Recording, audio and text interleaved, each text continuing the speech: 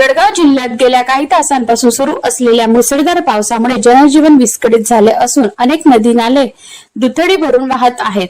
मुक्ताईनगर तालुक्यातील कोराडा गावाजवळील गायमार नाल्याला मोठा पूर आल्याने परिसरातील नागरिकांमध्ये भीतीचे वातावरण निर्माण झाले आहे.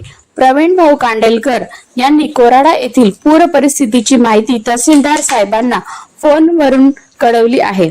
सतत कोसळणाऱ्या पावसामुळे गायमार नाल्यातील पाण्याची पातळी झपाट्याने वाढली असून नाला तुडुंब भरून वाहत आहे.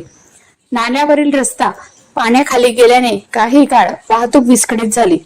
प्रशासनाने नागरिकांना पूरग्रस्त भागात जाणे टाळण्याचे तसेच कोणताही धोका पत्करू नये असे आवाहन केले आहे. तसेच गावातील पालकांना असे सूचित करण्यात आले आहे की मुसळधार पावसामुळे जिल्हा परिषद शाळेला सुट्टी देण्यात आली आहे.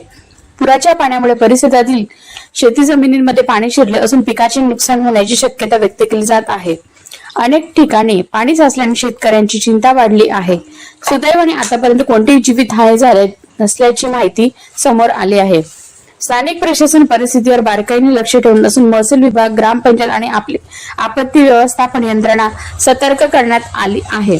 आवश्यकतेनुसार मदत व बचाव कार्य करण्यासाठी संबंधित यंत्रणा सज्ज ठेवण्यात आल्या आहेत. दरम्यान हवामान विभागाने पुढील काही तास जिल्ह्यात जोरदार ते अतिजोरदार पावसाचा इशारा दिल्याने नागरिकांनी नदी नाल्याच्या परिसरात जाणे टाळावे, पूरग्रस्त रस्त्यांवरून वाहने चालवू नयेत आणि प्रशासनाच्या सूचनांचे पालन करावे असे आवाहन करण्यात आले आहे.